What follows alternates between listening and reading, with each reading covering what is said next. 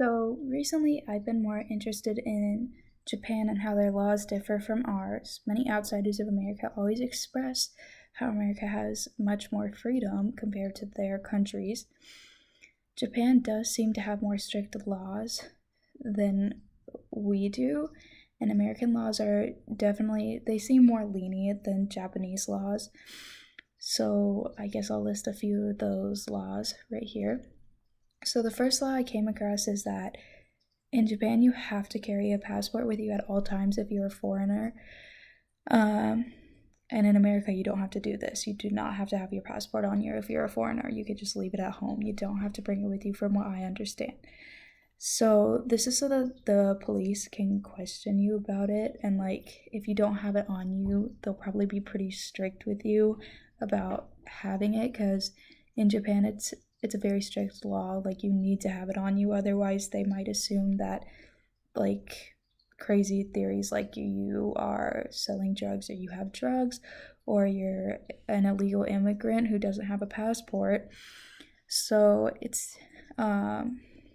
seems like the Japanese police will be quite polite with you even if you don't have it, as long as like you are respectful to them and answer their questions and like can figure out a way to prove that you're there legally.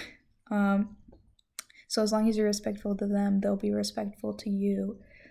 So another law that actually really surprised me is that in Japan you can smoke in restaurants, but you can't smoke outside in most areas, which is completely different from America. Because in America, you're allowed to smoke outside in most places, but not inside or even on property at all. So, I guess if you go to Japan, most places like restaurants or bars will ask you like, do you want a smoke-free area or do you want an area where you can smoke? And you get to have that choice. But the reason they do this is so that outside you wouldn't have a choice, where people smoke or anything. Like you just have to deal with it. But if you go to a restaurant, you get that option of, do I get to have smoke in my face or not? So they're very respectful to their citizens, it seems.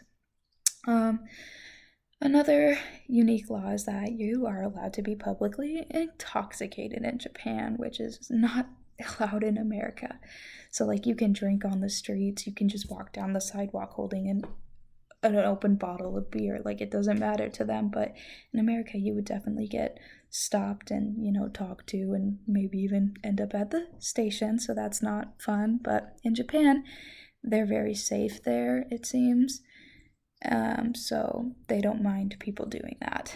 And the last law I'll talk about, or one of the last ones, is driving. So in Japan, they're also very strict with their driving.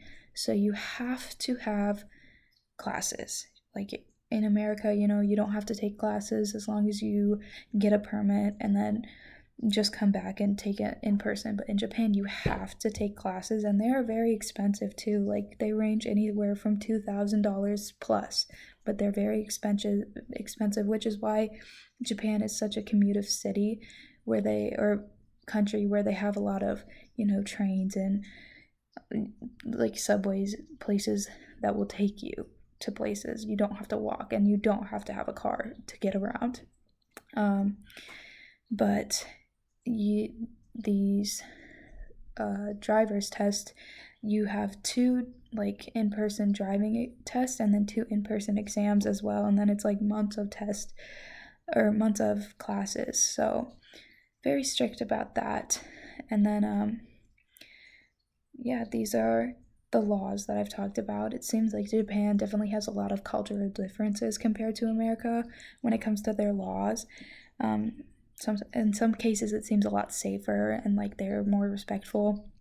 But yeah, it's definitely a good idea if you're visiting another country to know these laws. And I just did Japan because it's a place that I'd love to visit, but it's definitely important.